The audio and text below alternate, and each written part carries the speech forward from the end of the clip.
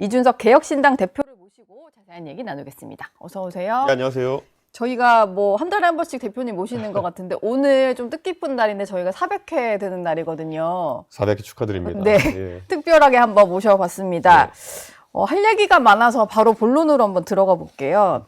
민주당에서 3대 특검을 종합적으로 대응하겠다라고 하면서 전현희 위원장을 좀 위원장으로 하고 있는 특위를 꾸리고 있잖아요. 근데 여기서 내란 특별재판부 설치를 공식화했습니다. 이게 내란 관련된 사건들은 이 재판부에서 무조건 하는 거다. 뭐 이런 식의 특별법을 만들겠다는 것 같은데 좀 어떻게 들으셨나요? 근데 뭐 재판부에서 지금 뭐 지기현 판사가 그 당시 윤석열 대통령 풀어준 것 때문에 네. 그 뒤로 계속 이런 얘기 하는 것 같은데 그 뒤로 뭐 윤석열 대통령이 뭐 재판을 받는 과정에서 특혜를 받고 있다든가 이렇게 느껴지지는 않거든요.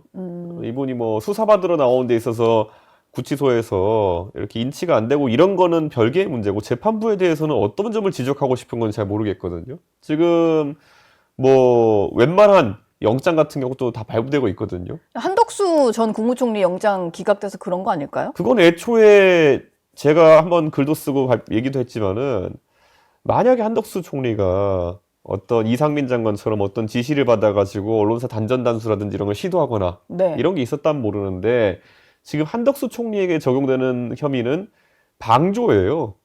왜 안 말렸냐 이거거든요. 네. 근데 웬만한 어지간한 범죄에서 방조라고 하는 것은 우선 인정되기 굉장히 어렵고요. 그리고 그거를 다투는 데는 사실 굉장히 모호한 지점이 있거든요. 네. 예를 들어서 CCTV를 보니까 한덕수 총리가 무슨 문건을 들고 보고 있더라. 그럼 CCTV가 아무리 화질이 좋아도 정작 그 문건이 무엇인지, 그 담긴 내용이 무엇인지 이런 것들은 알 수 없는 거거든요. 네. 지금 나와 있는 정황만 보면은 몰랐다 그랬는데 CCTV에 보니까 당신이 뭐 종이 들고 읽고 있더라. 그러니까 당신 알면서 방조한 거 아니야? 그러니까 구속기이 돼야겠어. 이거는 제가 봤을 때 논리가 좀 약합니다. 예. 그러니까 그런 걸 들이밀어 놓고는 그 다음에 이제 이게 안 되니까 특별재판부. 그럼 특별재판부는 영장 발부할 때 그런 것도 발부하겠다는 겁니까? 그러니까 뭐 그런 거는 이제 맞춤형으로 다 발부를 해줄 만한 거를 만들겠다는 건지 이게 좀 진위가 좀 의심스러운 거긴 한데. 그러니까 재판이나 아니면 이런 영장 발부의 결과가 마음에 안 든다고 해가지고 이런 걸 다 특별재판부를 둬야 된다라고 하는 순간 삼권 분립 무너지는 거고요. 네. 이미 이런 걸 하겠다는 생각을 하는 순간 삼권 분립 무너진 겁니다. 이런 말이 그냥 밖으로 나오는 순간 이거 당연히 좀 위헌 소지가 있는 거죠? 위헌도 그 일반적인 어떤 헌법 문구 하나 문제가 되는 게 아니라 헌법의 예. 근간 정신인 삼권 분립을 위협하는 거기 때문에 위헌 정도가 아니라 이건 국헌 자체가 그냥 무너질 수 있는 상황입니다. 예.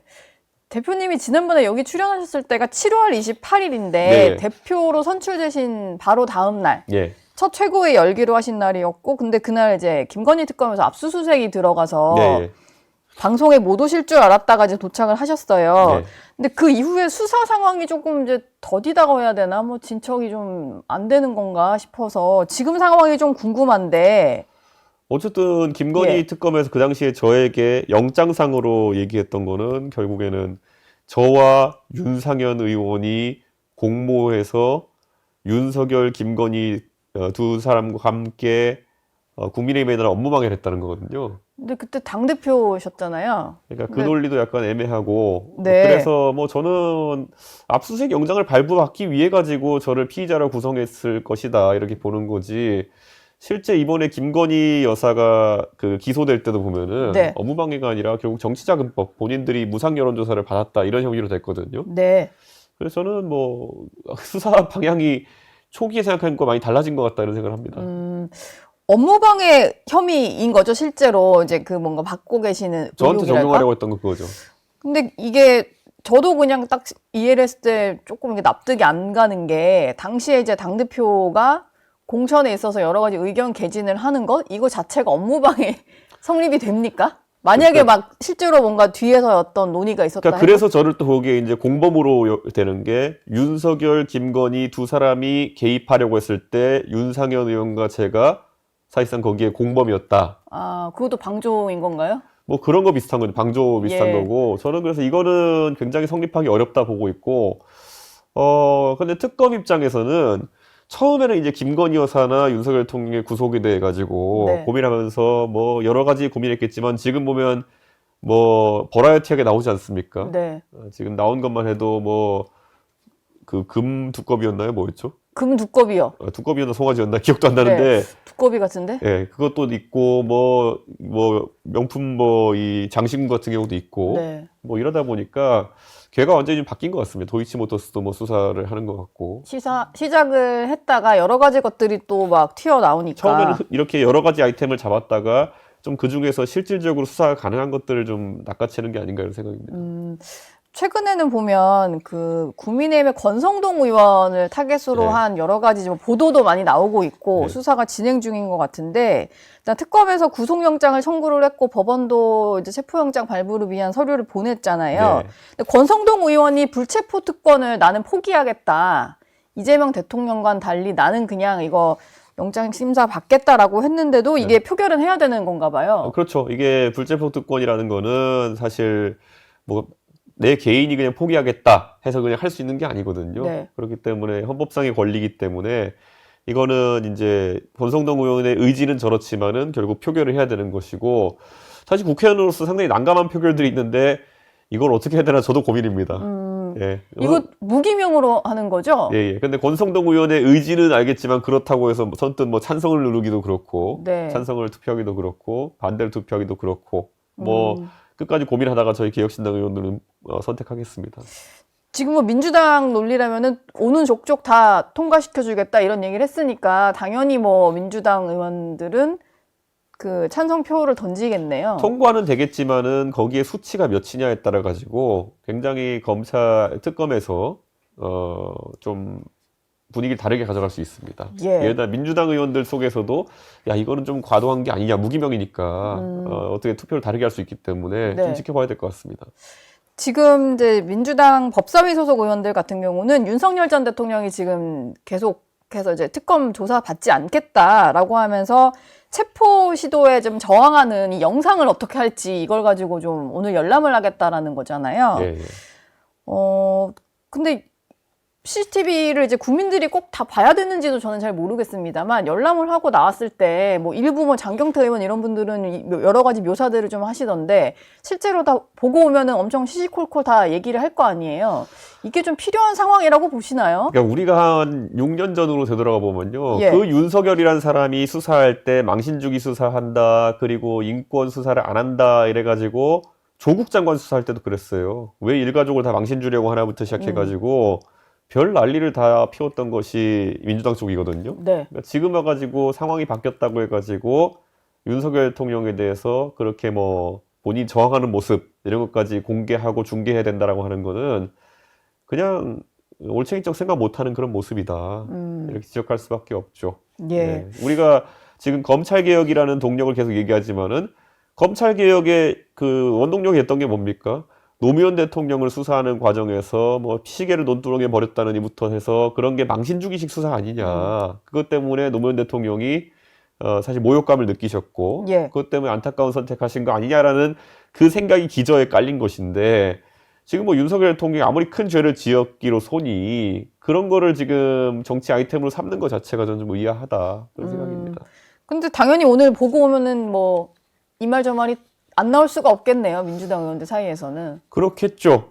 그리고 민주당 의원들 입장에서는 최근에 뭐 전현희 의원 같은 경우에도 네. 이분이 평소에 그렇게 막 막말을 하시는 스타일은 아닌데 뭐 사람 이름을 찍어가지고 누구누구 수사해라 이런 얘기까지 하고 있어요. 지금 뭐 지자체장들 수사해야 된다는 거 아니에요? 오세훈 뭐 김진태 뭐 이런 분들 수사해야 되는 거 아니냐 이렇게 얘기하는데요. 네. 딱 봐도 다음 지방선거에서 민주당이 그래도 경합을 할 걸로 예상되는 그 지자체에 있는 곳들 그 지자체들이군요. 여기에 한번 좀 망신을 주겠다는 건지 네. 그리고 이건 좀 자중해야 되는 것이 전현희 의원 본인이 지금 민주당의 서울시장 후보군으로 부각되고 있어요. 뭐 자천인지 타천인지 모르겠지만은 그렇다면 이거야말로 의정활동 또는 공개 발언 중에서 이해충돌에 해당하는 행동을 하는 거거든요. 네. 저는 이거는 나중에 만약에 전현희 의원이 이렇게 해놓고 서울시장 출마 의지를 밝힌다 그러면은 그때 가서 지적할 수밖에 없는 상황이다. 이렇게 봐야 될 것 같습니다. 본인의 어떤 출마를 염두에 두고 지금 현직 시장에 대한 얘기를 한 거라면 그게 명예롭지 못한 행동이거든요. 예. 네.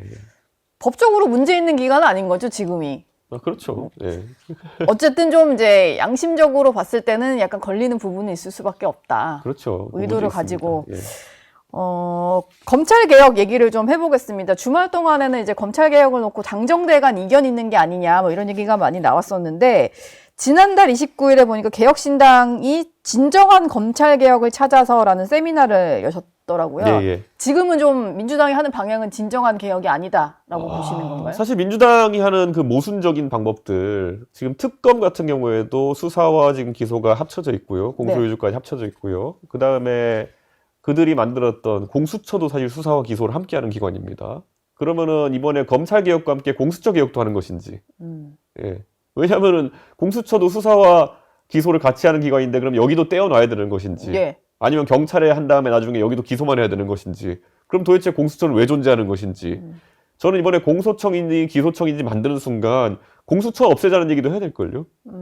예. 저는 그렇죠. 기관이 너무 뭐 산별적으로 많으니까. 예, 저는 그래서 민주당이 지금 프랑켄슈타인 같은 지금 수사 체계를 만들고 있다. 네. 그런 생각입니다. 그래서 저는 항상 지적하는 게 민주당이 이렇게 때때로 생각할 때마다 전후 효과를 고려하지 않고 자꾸 이런 기구 설립하고 이러는 게 결국 예산난 낭비하고 어찌 그들이 얘기하는 계엄 수사, 내란 수사를 할 때 가장 중차대한 순간에 결국 그 시스템이 동작 안 했던 거 아닙니까? 네. 예, 그러니까 민주당은 왜 이렇게 해보고 아니면 말고 이런 식의 정책을 많이 하느냐 지적할 수밖에 없습니다.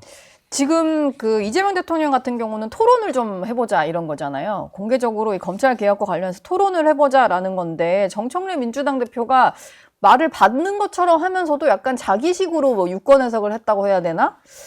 검찰 개혁은 뭐 정광석화처럼 해야 된다. 또 시기 놓치면 반개혁에 저항이 밀려온다. 이런 글들을 계속 올리잖아요. 제가 지난주에 한번 지적한 바가 있는데요. 네. 그 이재명 대통령은 실제로 검찰 개혁이라고 불리는 일련의 과정을 하기 싫을 겁니다. 아, 그런가요?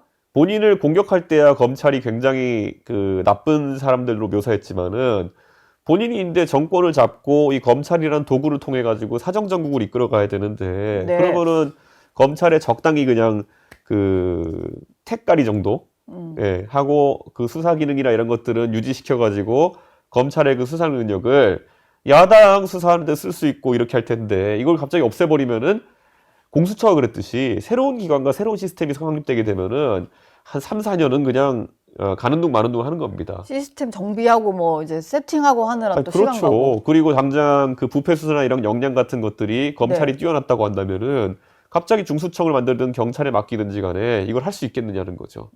예, 그렇기 때문에 본인 임기 5년인데 이 안에서 한 3년 정도 초기에 힘 가장 셀 때 이런 사정 권력 하나도 없이 이 판을 끌고 가야 된다라는 게 이재명 대통령의 현실적인 고민일 것이고요. 정청래 대표는 그런 거 없으면 좋죠. 예. 예, 그렇기 때문에 이해관계가 엇갈릴 수밖에 없다라는 생각이 들고 그래서 정성호 법무부 장관이 사실 여야 막론하고 합리적인 인사로 알려져 있는데 저분이 법무부 장관을 한다고 했을 때 저를 포함해서 많은 사람들이 얘기했습니다. 아, 이재명 대통령이 어찌 보면 이거 자꾸 눌러가지고 하는 둥 마는 둥 할 것 같다. 아, 속도전보다는 네. 그냥 좀 초반에는 이제 검찰의 힘을 좀 써야 되니까 그래서 그 방향으로 갈것 같다. 의외로 당정 간에 큰 충돌이 날 수도 있다. 네. 저는 그런 생각하고요. 지금 임은정 동부지검장이 굉장히 뭐 오정 얘기하면서 세게 나오는데 저분이 원래 말이 셀 수는 있겠지만은 그래도 오적에 거론된 분들이 네. 임은정 검사보다는 수사 경력이 더 많은 분들이거나 아니면은 또 직위상으로도 네. 지휘권이 사실상 있거나 아니면은 더 높다고 생각되는 분들이거든요. 저는 굉장히 위험한 행동들이 지금 이제 벌어지고 있다. 네, 그런 생각입니다. 이문정 검사장 같은 경우는 뭐 정성호 장관도 검찰에 장악돼 있다. 뭐 이러고 아까 말씀하신 대로 검찰개혁 오적이라고 하면서 실명까지 거론을 했고 네. 근데 내부적으로는 좀 반발에 많이 부딪히는 것 같아요. 평검사도 그렇고 뭐 네. 고검검사도 글을 올려가지고 우리가 예. 그 정권이 바뀌면서 벼락 출세 또는 굉장히 급승진하는 검사들을 많이 봤죠. 그런데 이번에 임은정 동부지검장도 충분히 역사에는 그렇게 기록될 거고요. 앞으로 일을 어떻게 하느냐는 별개의 문제지만은 예. 과거에 그렇게 기록됐던 사람들이 뭐 윤석열 검사, 한동훈 검사 뭐 이런 사람들이 있을 거거든요. 이런 사람들이 벼락 출세할 때는 사실상 그 정권의 총애를 받고 있다는 것이고 네. 그들의 직위보다 그래서 발언권이 세지는 것이거든요. 그런데 임은정 검사가 그거를 현명하게 사용해야 된다. 그렇게 얘기하고 싶습니다. 그 앞에 언급됐던 두 사람 같은 경우에는 그것 때문에 좀 기고만장했다가 네. 위기를 겪는 부분이 있었죠. 벼락 출세를 하는 바람에 네, 그렇죠. 그쵸. 칼을 쓸 거면 좀 잘 써야 되니까 네. 조금 전에 제가 좀 오늘 개혁신당 일정 중에 하나 뭐 이게 예. 있는 것 같은데 사명권 관련해서 토론회를 하신다고 해서 이거는 사명권 제한과 관련된 토론회인가요? 어떤 건가요? 예, 저희 그 정책위의장인 이주영 의원이 하는 토론회인데요. 저도 이따가 10시부터 참여를 할 건데, 네. 사명권에 대한 여러 가지 논의가 있었지만은 어떻게 제한할 것이냐. 특히 이해관계자, 예를 들어서 이재명 대통령 같은 경우에는 뭐 정진상 씨부터 시작해가지고 네. 뭐 김성태 회장, 뭐 이화영 부지사 이런 사람들 이제 줄줄이 이제 사면 대상자로 거론될 거거든요. 근데 이거는 좀 잘못된 거죠. 심지어 그분들 중에서 이재명 대통령과 공범 관계로 지금 적시되어 있는 사람도 있는데, 네. 그럼 여기에 대해서 뭐 트럼프 대통령 흡사 그랬던 것처럼 공소 취소나 아니면 셀프 사면하는 것은 대통령 입장에서 좀 피해야 되는 것이 아니냐, 이런 것들도 주로 나올 것 같고, 가장 최근에 이 논의가 달궈지게 된 것은 조국 전 대표 같은 경우에는 이분이 제가 그래서 몇 번 좀 지적했던 게, 원래 감옥에 사람이 가면은 감옥에 사람을 가두는 이유 중에 하나는 벌받아라도 있지만 두 번째는 교정교화거든요. 교화. 그쵸. 예. 그 목적이 크죠. 가가지고 좀 반성하고 이제는 나오면 그렇게 살지 말아라 이런 건데, 지금 보면은 조국 전 대표가 뭐 지금이야 제가 봤을 때 안에 들어가 있을 때 좀 못하셨던 거 스트레스 해소하시는 기간인 것 같은데, 네. 그렇다 쳐도 지금 너무 몇 주간 지금 굉장히 국민들에게 고밀도의 메시지를 쏟아내고 있거든요. 네. 그리고 나와가지고 또 하는 게 자기를 가장 세게 비판했던, 결국 조민 사태나 이런 것들은 지금의 20대 30대한테 가장 큰 상처를 준 사건이거든요. 네. 근데 그 사람들을 대상으로 해서 니네 극우야 이런 식으로 공격을 하기 시작했거든요. 그러니까요. 거기다가 뭐 경제 소득이나 이런 걸로 그 극우가 될 확률을 구분하는 것은 굉장히 이제 흔히 얘기하는 갈라치기적 성격에 해당하는 거거든요. 그래서 저는 이해가지 않아요. 그러니까 저는 그렇게 나눠가지고 얘기하지도 않는데 저한테 갈라치기라 그러고, 조국이라는 사람은 어떻게 저런 식으로, 이게 문재인 정부 출신 인사라서 그런지 모르겠지만은, 네. 문재인 대통령이 사실 갈라치기에 굉장히 특화된 분이었거든요. 코로나 끝나니까 갑자기 간호사랑 의사는 다른 메시지를 낸다든지 이런 것들. 그런데 조국 전 대표가 문재인 정부의 계승자가 되려는 것이 확실해 보인다. 네. 그런 것 같습니다. 어쨌든 이런 식의 좀 문제를 양산하고 있는 사면에 대해서는 좀 제한을 둘 필요가 있다. 뭐 조국 전 대표 같이 이제 형기에 반도 안 살고 나와가지고 네. 교정 교화가 덜 된 것 같은 모습을 보이는 분들 같은 경우에는 이런 사면 제도의 개선이 있어가지고 꼭 우리가 한번 생각해봐야 될 것 같습니다. 사실 그 본인의 죄를 좀 인정하고 반성하는 거를 전제로 사면을 좀 해야 될 텐데 그렇지 않은 분들이 좀 많은 것 같아요. 네. 조국 전 대표 얘기를 하셔서 저희가 안 그래도 그 질문을 좀 준비를 해놨었거든요. 조국 전 대표가 SNS에 기사를 하나 공유를 했었는데 거기서 이제 나왔던 논리가 서울 거주 경제적 상층일수록 극우 청년일 확률이 높다. 그러니까 서울에 사는 뭐 일명 좀 잘 사는 젊은 청년들 세대 중에 극우가 많다 뭐 이런 논리인데 왜 계속 이런 글을 올릴까요? 뭐 도움이 되는 메시지는 아닌 것 같거든요. 제가 봤을 때는 갈라치기 하려는 게 맞는 것 같고요. 본인을 어차피 조국 사태 때문에, 조민 사태 때문에 본인을 찍을 리 없는 그런 젊은 사람들을 계속 적으로 돌려가지고 동력을 삼으려고 하는 것 같아요. 어차피 내 편은 아닌 사람들을. 찍을 수가 없죠. 예. 사실 그 불공정이라는 게 결국 입시 비리에다가 나중에 봤더니만은, 그 입시 비리는 그렇다 치고 나중에 혐의가 드러난 걸 보면은, 아니 그게 외국 대학이라 가지고 뭐 업무방해로 기소되고 이런 것 같진 않지만은 네. 어떻게 일가족이 달려들어가지고 시험 부정을 저지릅니까? 예, 너는 이거 풀고 너는 밑에서부터 풀고 나는 가운데서부터 풀고, 뭐 이게 어떻게 가능한 일이며, 저는 뭐 그거 외에도 보면은 그 아들분 같은 경우에는 네. 고등학교 때 주요 일간지에 뭐 기고도 하고 막 이래요. 오피니언 날에다가. 네. 예, 그런데 그 내용을 보니까 아무리 봐도 고등학생이 좀 탐구하기는 어려운 주제인 것 같고, 뭐 이런 걸 보면서 저거를 글쎄요, 젊은 세대는 앞으로 용서할 리가 없겠다, 그런 생각이 그게 있습니다. 뭐 강남 일대 부모님들이 많이 하는 이른바 스펙 쌓기에 약간 도움 줬다라고 하기에는 청년 세대가 겪은 이제 실망이 너무 크고 또 그것 때문에 당장 피해를 입은 누군가도 있을 거잖아요. 아니, 제 친구들 중에도 서울대 교수하는 애들이 이제 있거든요. 예. 근데 야, 니네는 저렇게 하겠냐 그랬더니만은, 나 서울대 교수로 살기도 바빠 죽겠는데 내가 어떻게 애 숙제를 도와주고 이렇게 하느냐.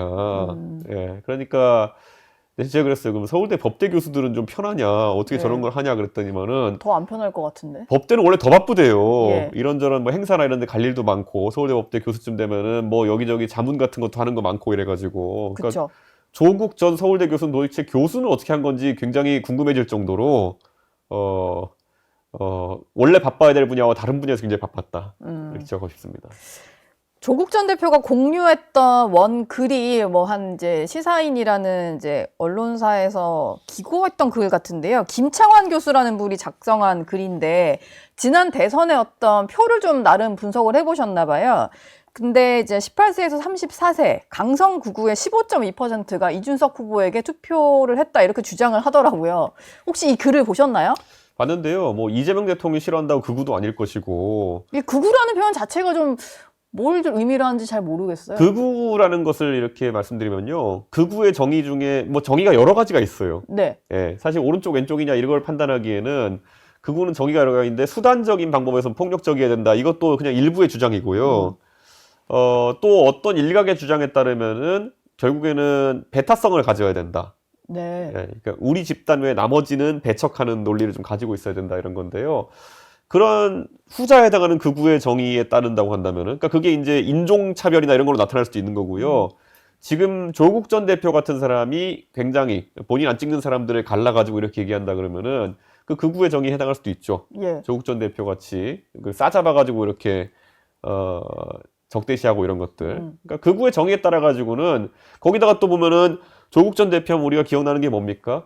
결국에는 일본과의 관계에 있어가지고 네. 대일 관계에서 긴장 관계를 고조시키고 결국은 죽창가 이런 얘기하면서 배타적인 모습 보이지 않았습니까? 그렇죠. 다 그건 극우의 어떤 그런 정의에 해당할 수 있는 부분이다. 오히려 배타적으로 행동을 하고 어떤 이제 여론을 약간 양분하고 이런 것들은 지난 문재인 정부 때 분들이 많이 보여주시는 그러니까 건데. 오히려 지금 젊은 세대는 네. 굉장히 자유주의적인 경향을 보여요. 그러니까 결국에는 내 권리가 침해받지 않으면 타인의 자유를 최대한 인정하려고 하는 모습이 있고 이건 전체주의적이라기보다는 개인주의적인 모습이거든요. 네. 그건 딱 조국 전 대표쯤 되는 나이쯤 분들이 끔찍한 혼종입니다.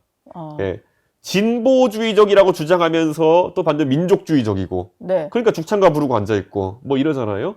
그러니까 이런 분들이 제가 봤을 때는 굉장히 자유주의라는 거리가 있는 전체주의적인 모습 보이거든요. 네. 죽창가가 딱 그 모습이거든요. 그 잘 생각해 보시면요. 옛날에 뭐 조국 대표가 공산주의자는 거 아니고 공산주의 이런 분들 보면요. 민중해방 이런 거 얘기하면서요. 한편으로는 전체주의적이에요. 선당주의. 네. 뭐 그런 것처럼 저는 오히려 그런 전체주의적인 모습의 극우의 성격에 가까운 것은 지금의 민주진보 세력 일부, 그러니까 과거에 살아온 그런 운동권 문화 속에서 그렇게 살아온 것이 아니냐, 전체주의적으로. 저희 영상 많이 시청해 주시고요. 좋아요, 구독, 댓글, 알림 설정 꼭 부탁드리겠습니다.